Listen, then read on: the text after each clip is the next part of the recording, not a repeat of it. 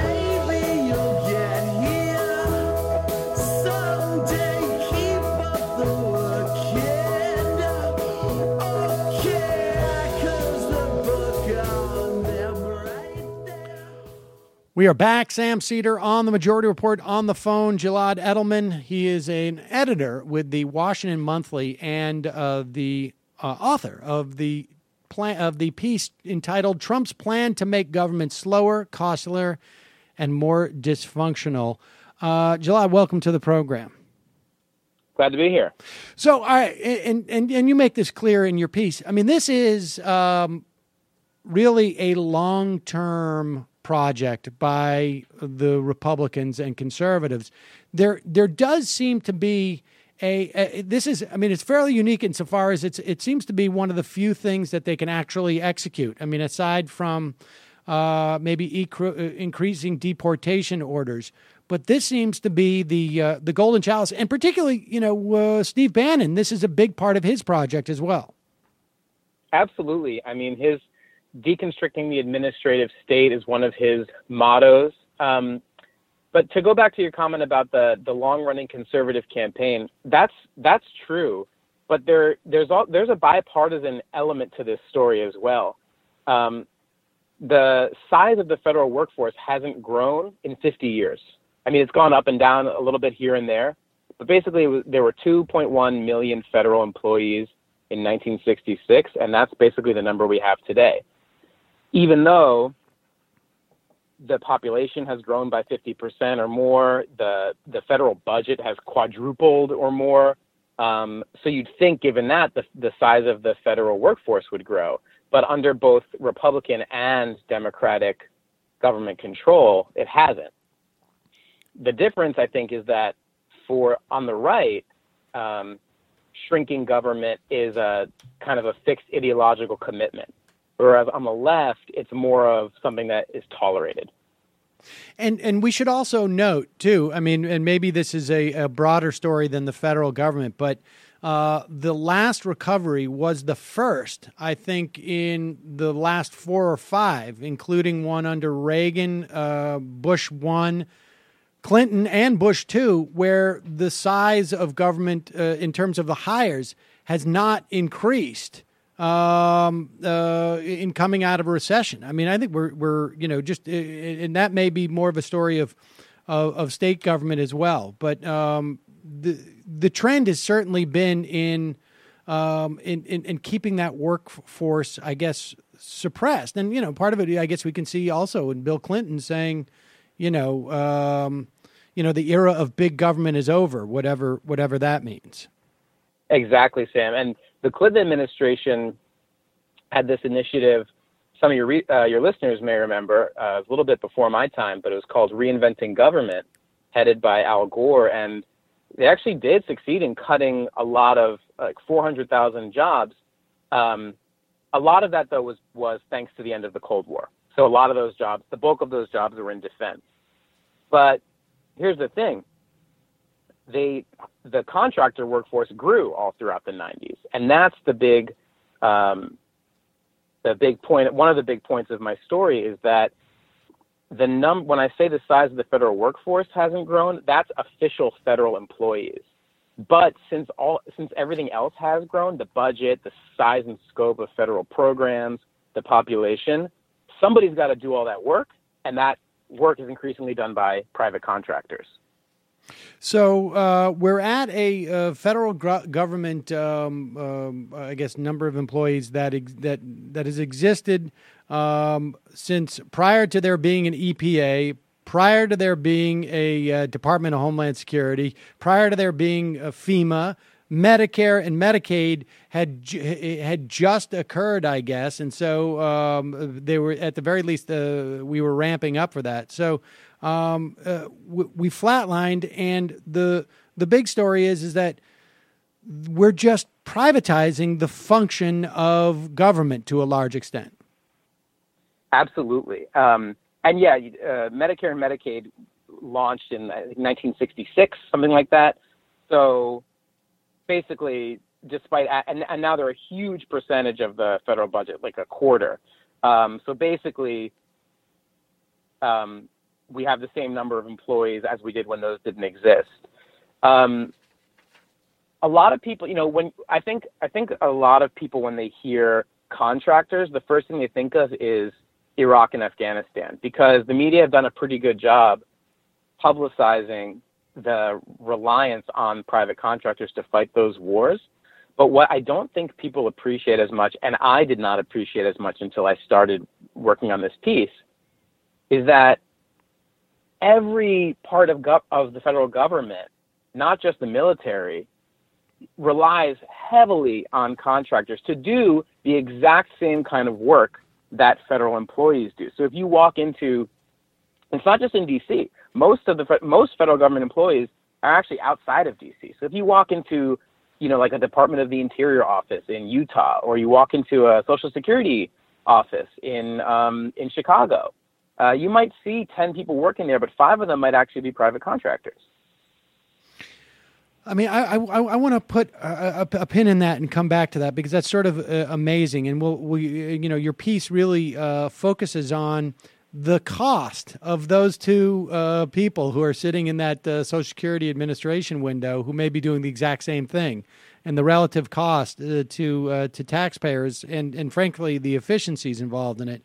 I didn't even realize that you had a figure in here about Afghanistan that we have about, and this was in 2016. We have more now, I think, but we had 10,000 uniformed soldiers approximately, and close to 30,000 contractors there. If Eric Prince had his way, we'd have more.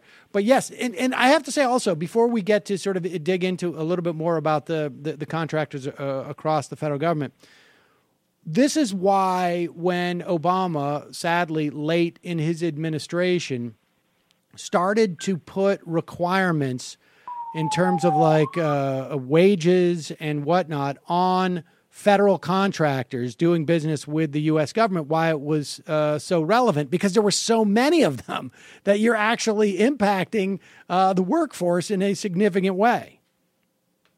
Yeah, absolutely. And the Obama administration tried to rein a lot of this stuff in. The best sense that I got from our reporting is that the results were mixed at best. It's hard. It's a hard problem because once so much of the work that the government, of the essential work of the government, is done by these contractors, it becomes hard to wean yourself off, especially because this is big business. When you hire more federal employees, that's not a new constituency that's going to give you a ton of campaign donations in the same way as you hand out a juicy contract. All of a sudden there's somebody beholden to you. So it's really tough to wind it back. And we don't even know how many contractors there are, do we? No, that is the weirdest thing by far that I found out. I spent so much time just trying to get the numbers straight. So there's a handful of people who really study this stuff. And one of them is this guy named Paul Light, who's a professor at NYU.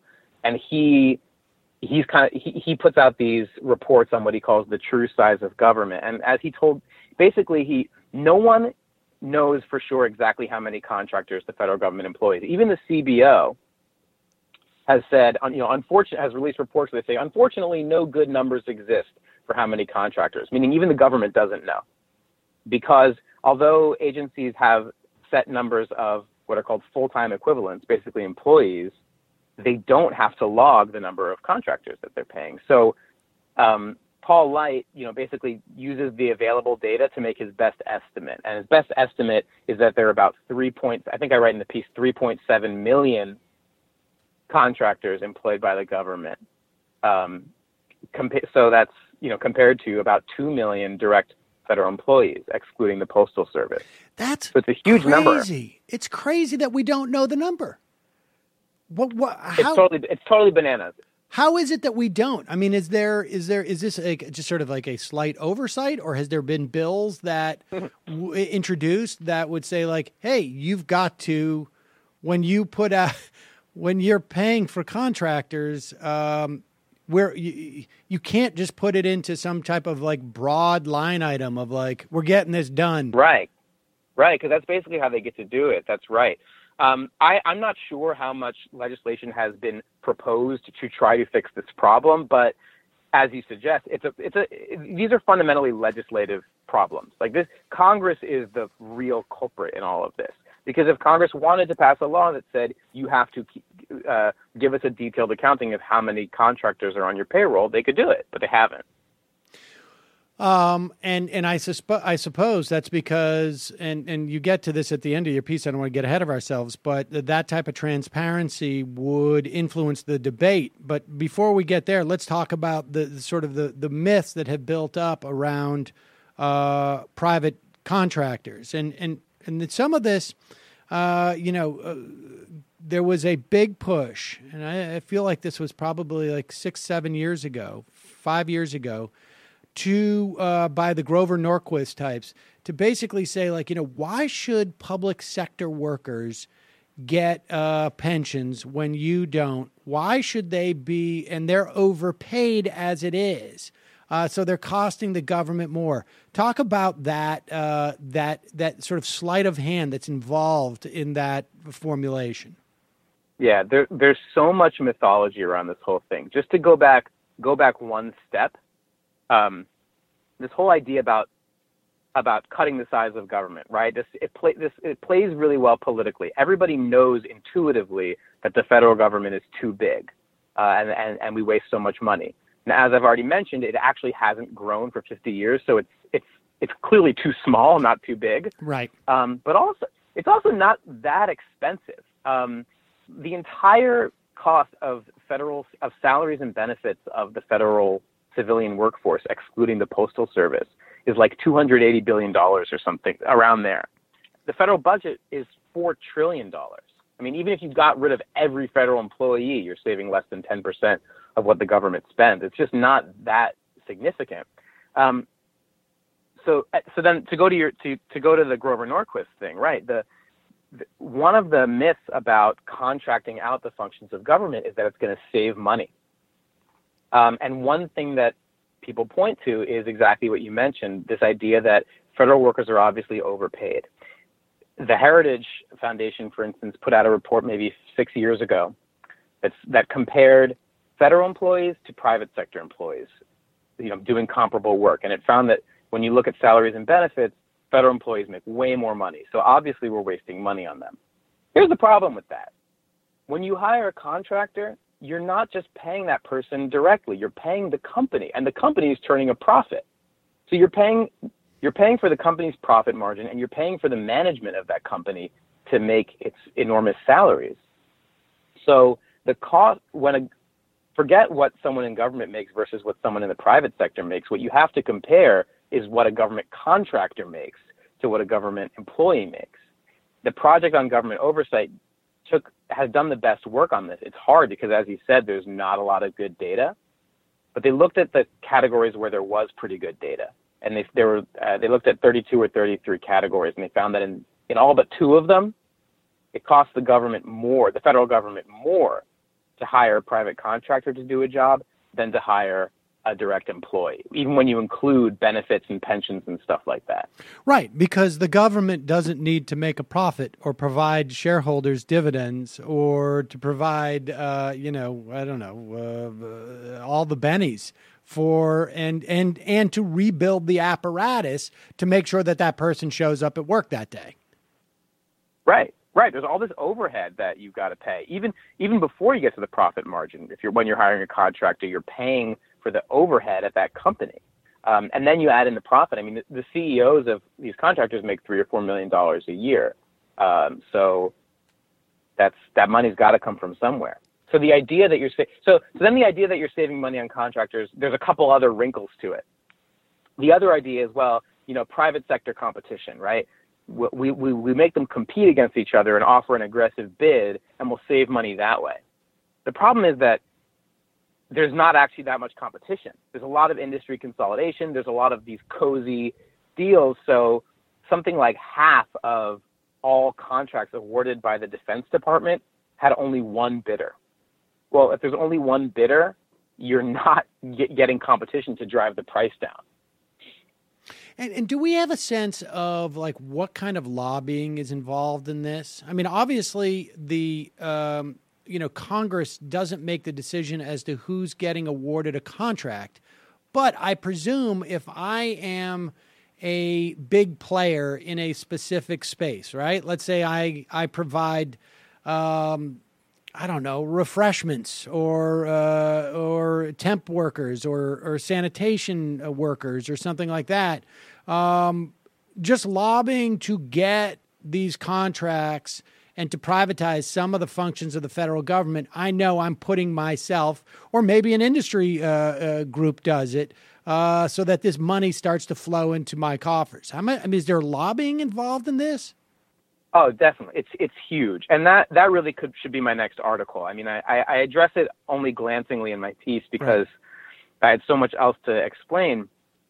One thing that I do mention in the piece is the political scientist Lee Drutman did a study in 2011 or thereabouts looking at the relationship between campaign contributions and contracts. And he found, not at all surprisingly, that there was a positive correlation. The contractors who gave more in campaign donations tended to get awarded more contracts.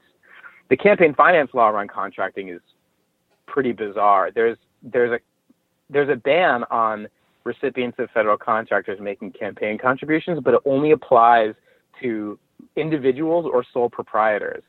In other words, not the people that we care about. If you're a guy who's renting out his backhoe and you get a deal from the federal government, you're not allowed to make a campaign contribution. But if you're a multi-billion-dollar corporation, you could set up a political action committee, you can make donations.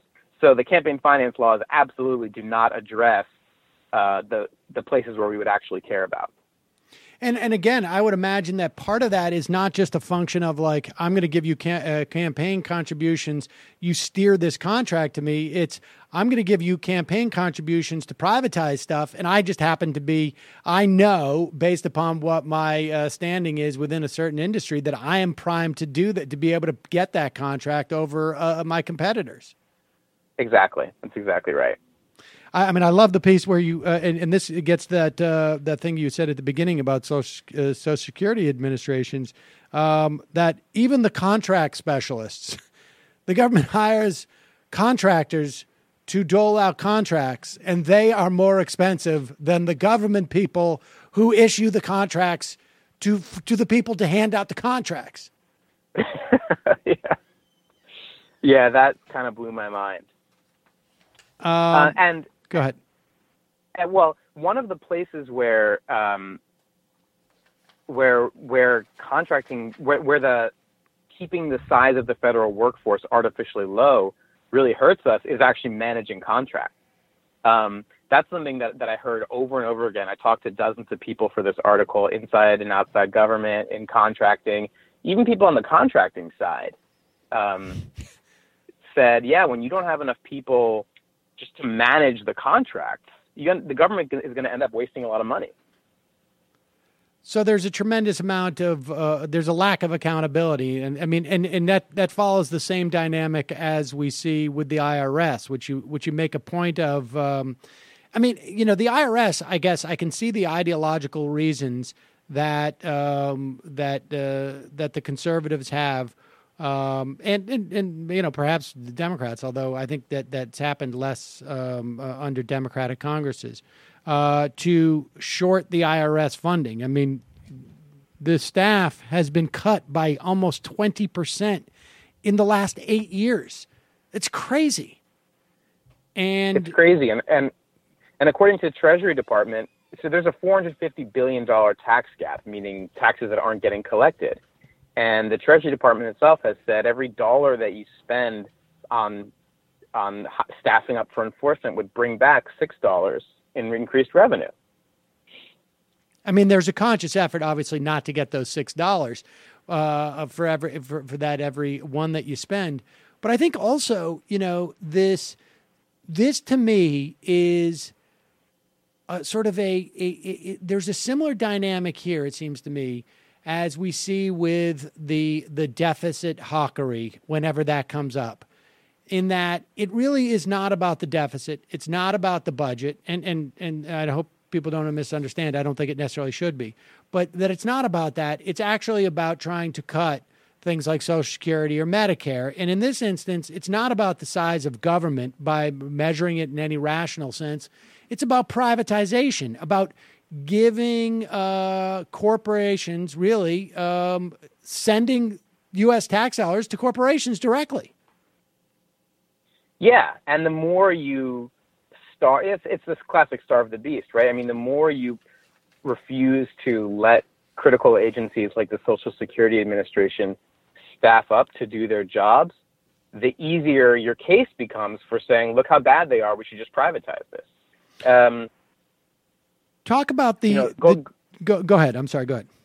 No, go ahead, Sam. Well, I want to talk about the GAOs, high risk agencies, just so we get a sense of where this is basically impacting that dynamic that you're talking about.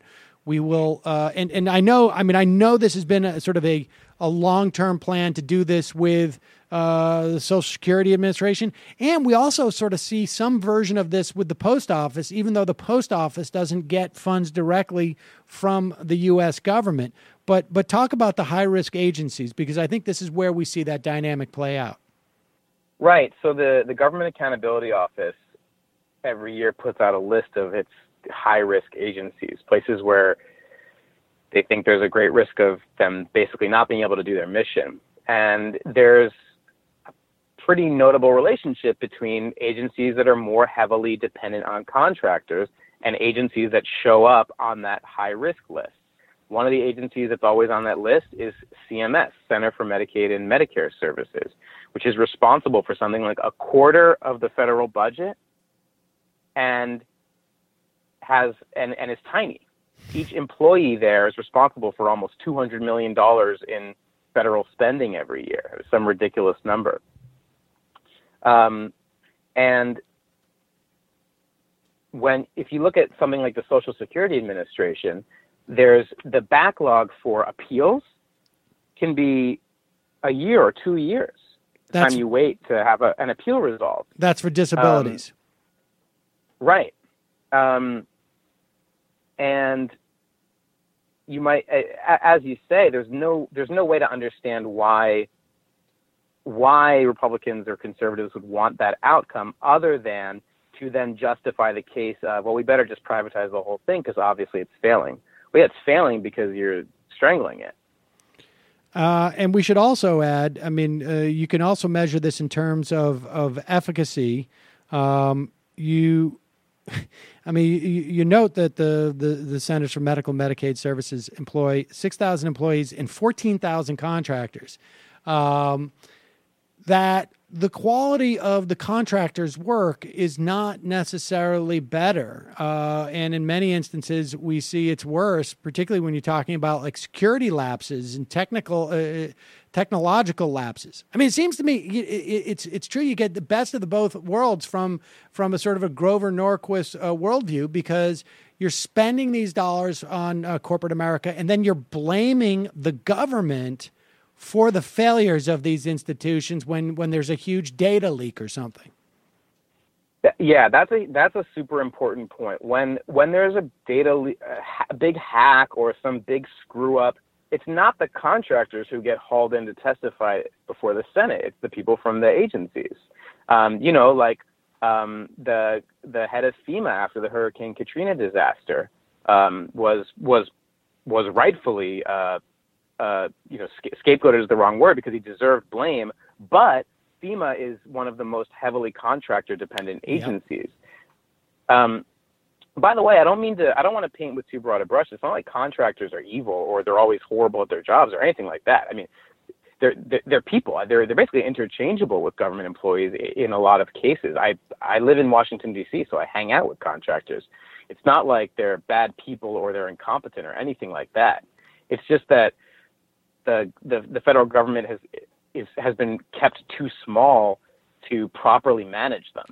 Well, you raise Katrina as an example, and I specifically remember one of the reasons why the buses never showed up in New Orleans at that time was because the bus contract was subcontracted 3 different times.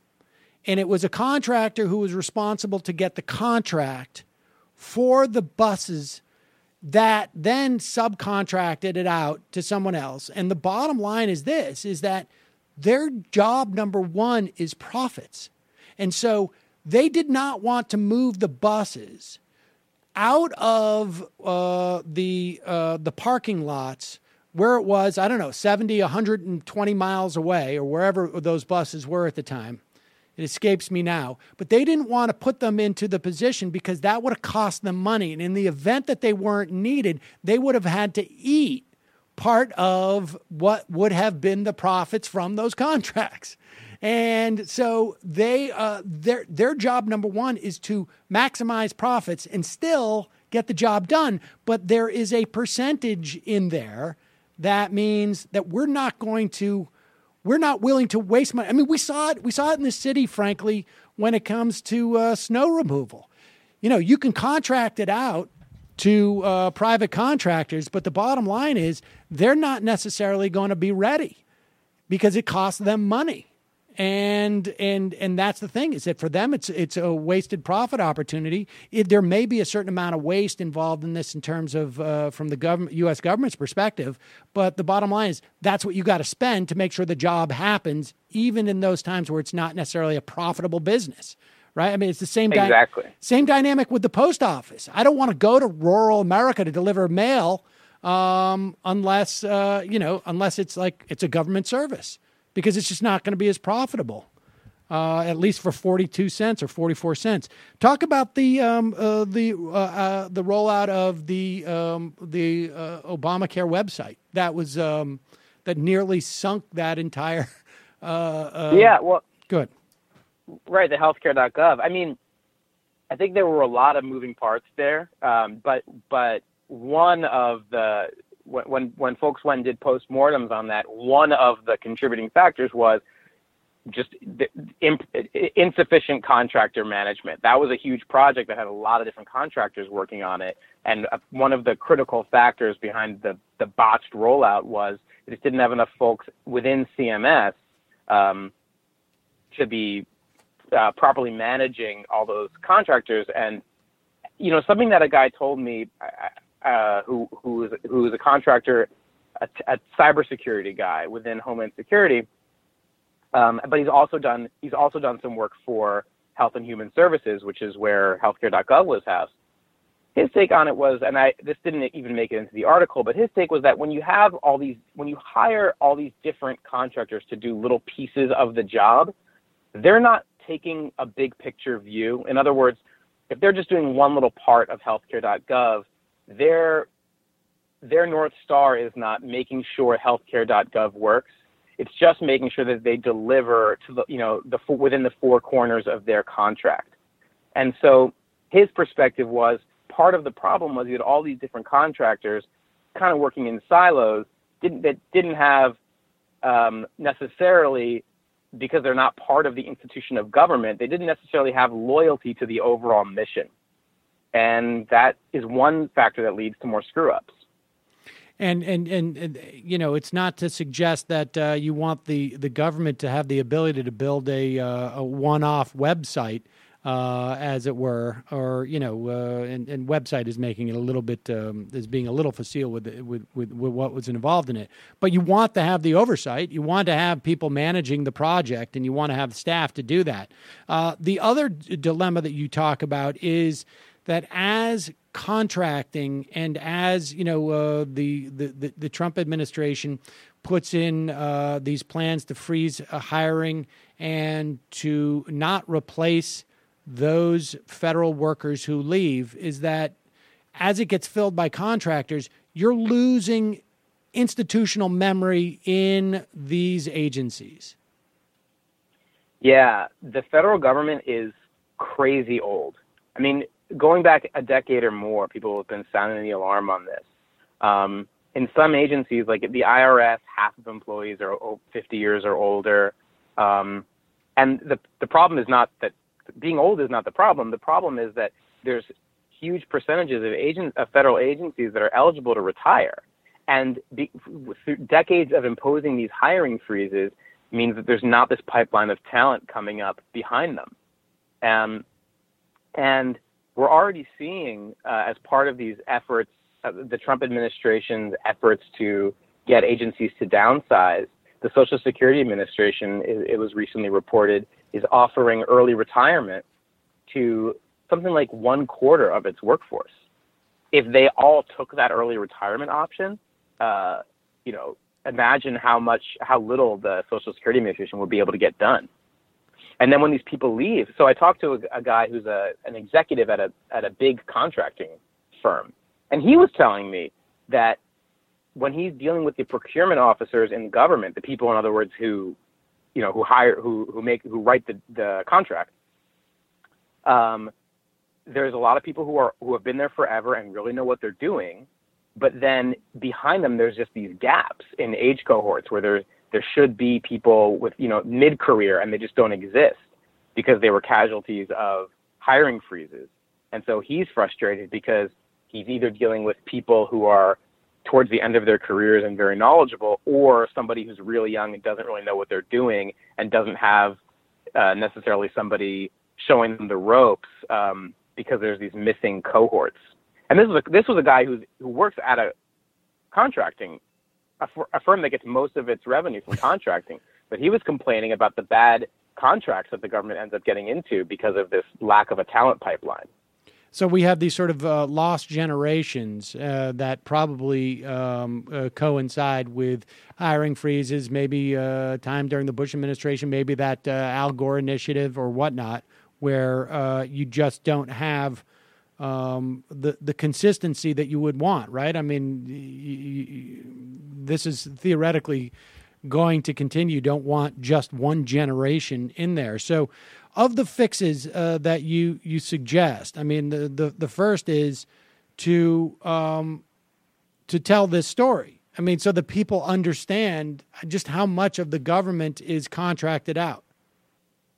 Right, and understand what bullshit it is when someone in the administration says the federal government is bloated, we need to cut it, that's draining the swamp. Just to understand that that's nonsense, and that when you talk about, if you're not actually going to reduce the scope of federal programs, things like big expensive things like Medicare, Medicaid, Social Security, if you don't actually wind down those programs, which requires legislation, then the only thing that you're going to accomplish if you even succeed in reducing the workforce is to replace those federal employees with more expensive contractors. And then you suggest some other fixes that are sort of like second order things, but that are almost good government reforms. One is streamlining the process on how you fire even, and just briefly touch on that. Yeah, absolutely. So one thing that I was not surprised to hear was, it's managers within government like hiring contractors because it's easier to get rid of them. It's hard to fire federal employees because there are several long overlapping appeals processes. So the Partnership for Public Service has a report suggesting that you take all those different types of appeals and at least consolidate them in one shop so it doesn't take over a year to get rid of somebody while their appeals work out. What I was surprised, though, is that what people talked about a lot more than the difficulty of firing federal employees was the difficulty in hiring them. And that's another reason, that's another incentive to hire contractors, because you can get them in next week. But if you want to hire employees, it can take a year or more. And briefly, the reasons are, one, there's this outdated hiring system that has not been a happy pairing with the internet. So federal law requires all federal jobs to be publicly posted. So what that means nowadays is they get posted on usajobs.com. The problem is that you end up getting hundreds or thousands of applications for every freaking job, even low-level ones, and it just takes forever to go through those applications. Then another problem is once you hire someone, if they need a security clearance, that can take another year. Whereas contracting firms will employ people who used to work in government who already have the security clearance. So it becomes very appealing. So if you want to actually, and this is not some nefarious Republican plot. This is a legitimate criticism of, the grinding bureaucracy of federal hiring. So if you want to make it possible to wean the government off of this contractor addiction, you got to fix how ridiculously long it takes to hire the right person for the job. But that, to me, seems like second-order stuff. The first one is creating, and you write about this, finding the political will. And it seems to me that has to be a larger project of making the American people understand and appreciate what the federal government does and fighting those myths that you talk about at the beginning of the piece. Totally. Some kind of encouraging news on this front is that there was that poll by the House Majority PAC, the commissioned by the Congressional Democrats, the poll of white working class voters. This came out a couple weeks ago. One of the things they asked them about to see how it played was, going after contractors, punishing contractors who are fraudulent or screw up their contracts, something like that. And it turns out that played really well among these, the famous white working class voters who need to be brought back into the fold. So the reason that's encouraging is because it suggests that this is not just some like wonky good government thing that no one really cares about. It's something that could actually be effective as political messaging. Gilad Edelman. Oh, sorry. Go ahead. I was going to say, if you don't get voters to care about it, then it's never going to go anywhere. Gilad Edelman of the Washington Monthly. The piece is Trump's plan to make government slower, costlier, and more dysfunctional. We will link to it at majority.fm. Thanks so much for your time today. I really appreciate it. Thanks for having me. All right, folks. Going to head into the fun half, wherein we will play some audio clips.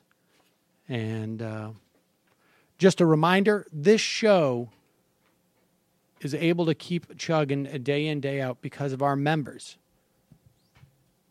And when you become a member at jointhemajorityreport.com, we say thank you by giving you extra content. Some people like to listen to the extra content. Some people don't. Some people like to listen exclusively to the extra content. They're like, I don't want to sit through a 30-minute interview about how contractors are, the whole myth around contractors are Gilad fraudulent. seems like a nice boy, but that was very tense. And so they just listen to the fun half. The fun half. Oh, we also... That was too good. we're going to play that again, right? We have to play the one from yesterday again. I think that was so special. Do you have that? Well, handy? you have to. I don't think you forwarded me the. Was there another one? Oh no, I forwarded. I was thinking the one from yesterday just again. All right, we'll play the one from to yesterday again, but then we'll play the other new one. People keep submitting them. But yes, we need your support, folks. If you have the financial means, please join themajorityreport.com.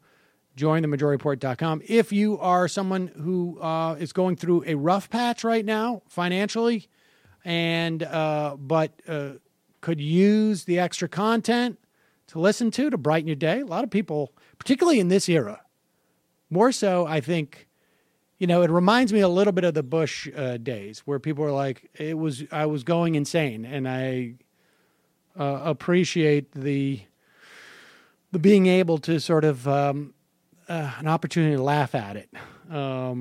But if you're one of those folks who want to hear the fun half but don't have the financial means, send us an email at majorityreporters@gmail.com. Have a little bit of patience because I'm often behind on the emails, but we will hook you up.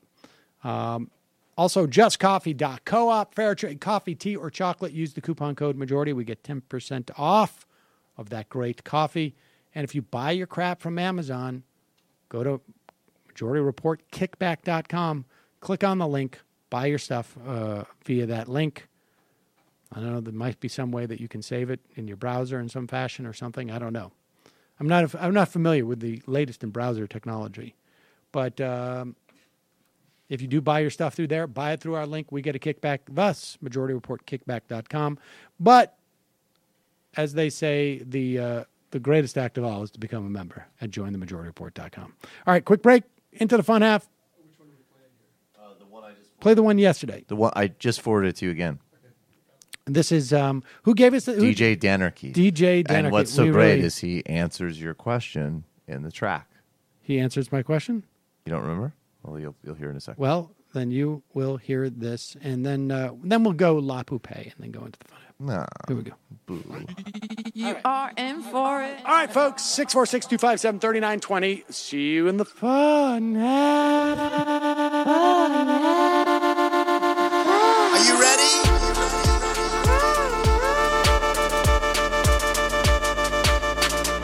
Who sent us this?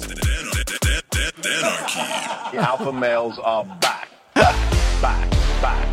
Boy, back. And the alpha males are back. Just as delicious as you could imagine. The alpha males are back. Boy, back. And the alpha males are back. Just want to degrade the white man. Alpha males are back. I boy, take all of it in my throat. Alpha males are back, back, back, back. Almost says what? The alpha males are back, back, back, back. You are a madman. Alpha males are back, back, back. I am a total cunt. That's so good. All right, we'll see you in the fun half.